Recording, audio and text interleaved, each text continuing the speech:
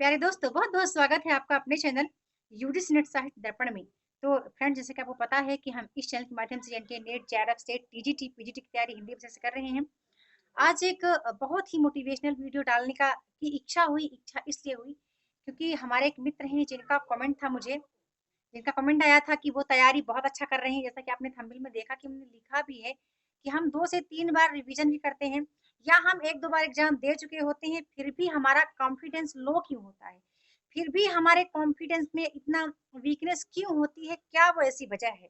तो ऐसा मेरे साथ हुआ है, जिसके बाद मैंने सफलता हासिल की है। नेट के एग्जाम को मैंने क्वालीफाई किया है, तो वही चीज़ें मैं आपसे शेयर करना चाहूँगी कि ऐसा क्यों होता है, ठीक है? सबसे पहले मैं आपको बता दूँ, जब मैंने पहली बार एग्ज़ाम दिया, मेरे पास कोई स्टडी मटेरियल नहीं था, कुछ भी नहीं था। मैं यूँ ही फॉर्म फिल किया, मैंने एग्ज़ाम दिया, तो जितना मैंने एमए के बेस पर पढ़ा था, वो मैंने सब कुछ देकर आई और वहाँ बना मेरा 40% रिज़ल्ट आने के बाद। कोई उम्मीद मुझे नहीं थी कि मेरा यहाँ पर होगा या नहीं होगा, कुछ भी नहीं।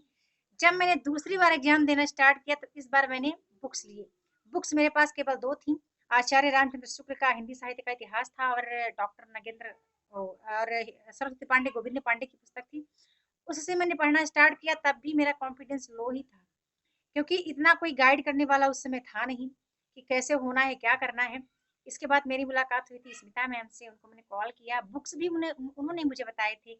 उस समय में गाँव गाँव में ही हम लोग आ गए थे, भोपाल से हम गाँव आ गए थे, तो यहाँ पर मतलब माहौल कुछ ऐसा था। फ्रेंड्स, मैं आपको बता दूँ, आपको कुछ बनना है ना, तो आपको माहौल क्रिएट करना पड़ेगा। वैसा आपको माहौल बनाना पड़ेगा। आप हो सके तो अपना स्टडी रूम ही अच्छा बनाएँ, कि जिस जहाँ जाएँ आपको ऐसा एहसास हो कि नहीं, यहाँ पर तो शिक्षा की ओर रौनकता आ जाए आपके अंदर, इतना उत्साह आ जाए कि आप पढ़ने के लिए प्रेरित हों खुद को देख कर के, है ना?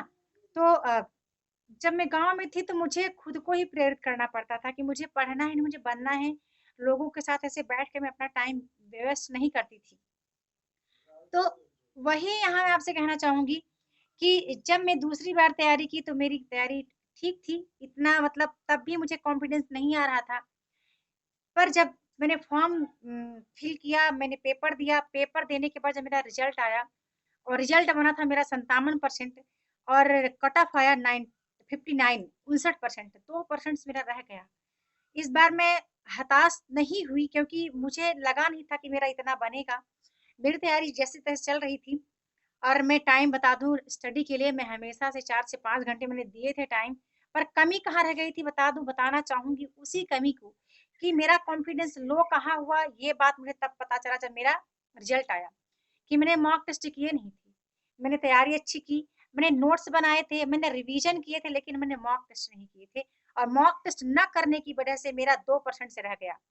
लेकिन जब 31 दिसंबर को रिजल्ट आया और 1 जनवरी थी, 1 जनवरी को सब जश्न मना रहे थे, सब एक-दूसरे को विश कर रहे थे हैप्पी न्यू ईयर। उस दिन क्या किया मैंने, उस दिन मैंने किसी को कोई कुछ भी विश नहीं किया। मैंने अपना वो पुराना पेपर निकाला, जो पेपर मैंने दिया था, उसको निकाला और उसको मैंने लिखना स्टार्ट किया। पूरा पेपर मैंने लिख डाला, 1 जनवरी की बात कर रही हूँ मैं। उस दिन मौसम ऐसे ही था, मतलब बारिश-वारिश का मतलब माहौल था, ठंडी का मौसम था। तो मैंने अपना पूरा किताब निकाला और मैंने उसको लिखना स्टार्ट किया और मैंने ये देखा कि क्या चीज़ें छूट गई थी, किस तथ्य को मैंने नहीं पढ़ा था, ठीक है? तो अब इस बार मुझे यकीन था, इस बार मैंने चैनल भी क्रिएट कर लिया था। जब मैंने एग्ज़ाम देना स्टार्ट किया तो एग्ज़ाम की तैयारी कर ही रही थी और बता दूँ, एक बार मैंने नोट्स बनाए ही बनाए थे, लेकिन जब मैंने स्टार्ट किया फिर से तैयारी की, अब मुझे जीतना था इस बार। इस बार तो मुझे कॉन्फिडेंस हो गया कि मुझे मैंने क्या छोड़ दिया था, किस कमी को मुझे दूर करना है। उस कमी को दूर करने के लिए मैं तैयारी कर रही थी, तो मैंने चैनल क्रिएट किया। जो चीज़ें पढ़ती थी उसके उसके नोट्स बनाए, वो चीज़ मैं रिकॉर्ड करके अपलोड करती थी यूट्यूब पर। फर्स्ट रिवीजन आप देख लेना मेरा ये हुआ। दूसरा रिवीजन ये हुआ कि मैं चीज़ों को सुनती थी, है ना? ज़्यादा सुनने की कोशिश करती थी। ये रिवीजन होता था खाना बनाते समय या कुछ भी काम करती रहती थी, तो मैं ब्लूटूथ लगा के सुनती थी। ये हुआ। एक बात और कहना चाहूँगी कि आप मेरी बात यदि मानना ही चाहते हैं फ्रेंड्स, तो आप ये करें, आप रिवीजन तो करें, रिवीजन के साथ-साथ मॉक टेस्ट बहुत इम्पोर्टेंट है और वो मॉक टेस्ट की वजह से ही मेरा 57% पर रिजल्ट जाके रुक गया था, या तो मेरा अब का कब का हो चुका होता है, ठीक है? मुझे दोबारा इतनी मेहनत ना करनी पड़ती, लेकिन मेहनत करने से मुझे बहुत कुछ हासिल भी हुआ। बहुत कुछ सीख मिली, जो चीज़ें मैं आज शेयर कर पा रही हूँ, ये सब चीज़ें मैंने सीखा और मैंने ये सीखा कि आप जब भी रिवीजन करें तो आप एक काम ये करें कि आप जैसे आदिकाल के कवियों को आप लिख रहे हैं ना, तो आप उनके नाम लिखिए, नाम लिखिए, बाकी रचनाएं फ्रेंड्स आपके माइंड में होनी चाहिए। मैंने यही किया जब मैं रिवीजन करने बैठती थी, तो मैं केवल कवियों का नाम लिखती थी कि आज आदिकाल के इतने कब पढ़ने हैं, भक्ति काल के ये कब पढ़ने हैं, उनकी रचनाएं नहीं लिखती थी, या तो रचनाएं लिखती थी, प्रकाशन वर्ष नहीं लिखती थी, या तो प्रकाशन वर्ष लिखती थी। तो ये याद करती थी कि ये फला फला प्रकाशन वर्ष किस रचना रचना से रिलेटेड है। जैसे मैंने भारतेंदु युग से स्टार्ट किया, मैं काव्य खंड कर रही हूँ, तो भारतेंदु युग से स्टार्ट करती थी। तो भारतेंदु युग के पहले कवियों का नाम जितना है लिख ली, इसके बाद उनकी रचनाएं नहीं लिखना है मुझे, ठीक है, रचनाएं मेरे दिमाग में हों, और रचनाओं का जो प्रकाशन वर्ष है वो मेरे दिमाग में रहना चाहिए। तो इस तरह कुछ मैंने इस रिवीजन किया, मैं आपको सजेस्ट करना चाहूंगी आप एक बार रिवीजन करें, इस बार इसके बाद कॉपी को आप बंद कर दें, और ये करें कि आप नाम लिखें, जैसे बद्रीनारायण चौधरी प्रेमचंद हो गए, प्रताप नारायण मिश्र हो गए, है ना, अंबिका दत्त व्यास हो गए, इनके आप रचनाएं ना लिखें, आप इनका नाम लिखिए, फिर आप मंथन करें कि इनकी कौन कौन सी रचनाएं हैं, उनके प्रकाशन वर्ष क्या है। इसी तरह आप एक काम की कहानी, नाटक, निबंध विधा को भी करते चले जाएं। तो ये चीजें मैं फॉलो करी क्योंकि मैंने इसको फॉलो किया है।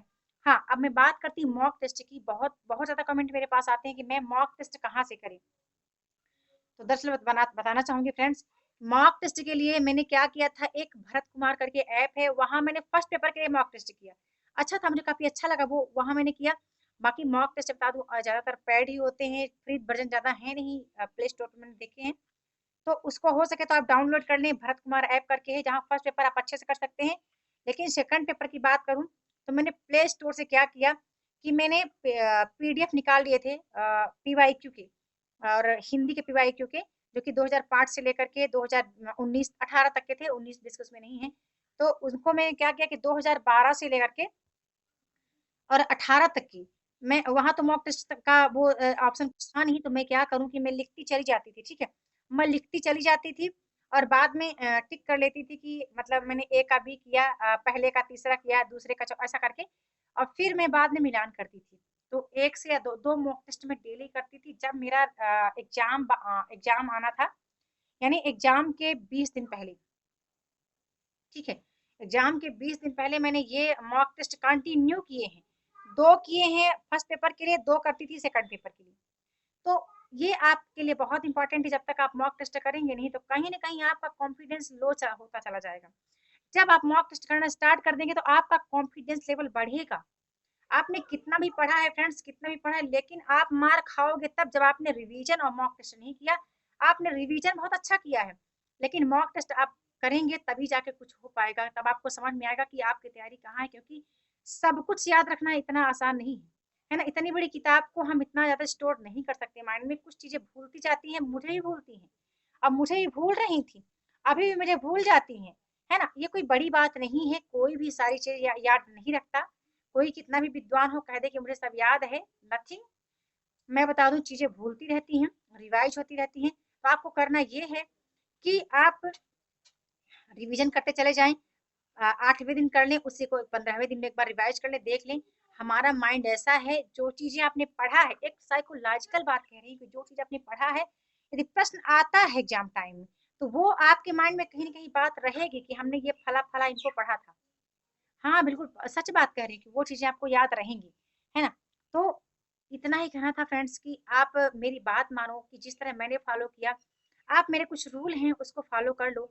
तो आप क्या करो, नोट्स आप जरूर बनाओ। यदि आप पहली बार एग्जाम देना चाहते तो नोट्स आप बनाओ, बिना नोट्स के आप कुछ नहीं होगा। क्योंकि मैंने कहा, एक बार मैंने नोट्स बनाया था, लेकिन जब मैंने रियलिटी में एग्जाम देना स्टार्ट किया कि इस बार मुझे जीतना है, उस बार मैंने जीरो से फिर से नोट्स बनाए थे, और दोनों पेपर के लिए बनाए थे।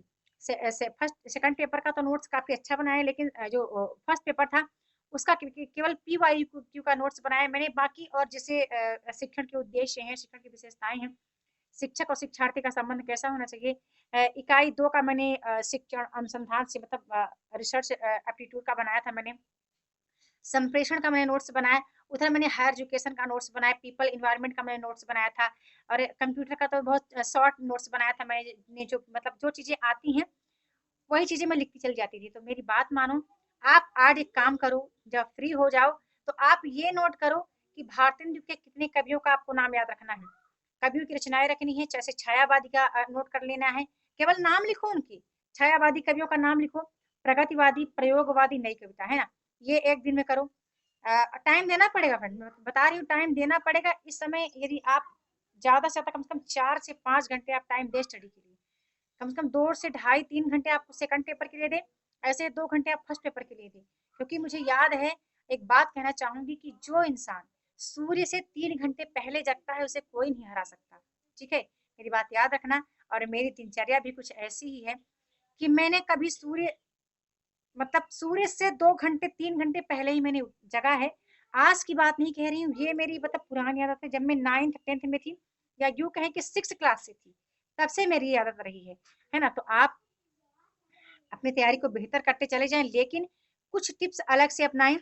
सब कुछ कॉपी पर मत छोड़ दें, कुछ चीज़ें अपने माइंड में स्टोर करके रखें, अपने दिमाग पर स्टोर करके रखें कि जैसे ही कुछ सामने आता है तथ्य, तो आपके माइंड में आ जाना चाहिए। जैसे मान लो कोई जैनेंद्र की रचना आती है, तो हो सके जैनेंद्र आप लिखें, इसके बाद जैनेंद्र की कहानियाँ, उनके जो भी उपन्यास हैं, जो भी रचनाएँ हैं, आपके दिमाग में रहनी चाहिए। उसका प्रकाशन वर्ष रहना चाहिए, क्योंकि आप नेट की तैयारी कर रहे हैं, और नेट की तैयारी करने वाले बंदे को इतना तो याद रखना ज़रूरी है ना? जैसे आप भारतेंद्र जी के लिख रहे हैं कुछ भी रचनाएँ, तो सब कुछ आपको रहना चाहिए माइंड में कि इनके नाटक ये हैं, इनके निबंध ये हैं, इनके उपन्यास ये हैं, इनकी कविताएँ ये हैं, है ना? इस तरह रहना चाहिए आपके दिमाग में। तो उम्मीद करती हूँ कि मेरी वीडियो आपको पसंद आएगी, और उम्मीद करती हूँ कि आपने कुछ सीखा होगा इस वीडियो से। बाकी यही कहना चाहूँगी फ्रेंड्स कि आप आत्मविश्वास को ना हराएँ। आप ये ना सोचें कि आप कुछ कर नहीं सकते, आप कुछ बन सकते हैं, लेकिन आप तैयारी के दौरान ही अब जितना समय बचा है उसको मॉक टेस्ट करें, रिवीजन करें, बार-बार मॉक टेस्ट करें। और मेरा जो 5 प्रश्नोत्तरी का सीरीज़ मैं दे रही हूँ हर प्रतिदिन, उसको आप अच्छे से करें, क्योंकि वो कंसेप्टेबल हैं। जिनका कंसेप्ट क्लियर है फ्रेंड्स, वही उसको तैयार कर सकते हैं।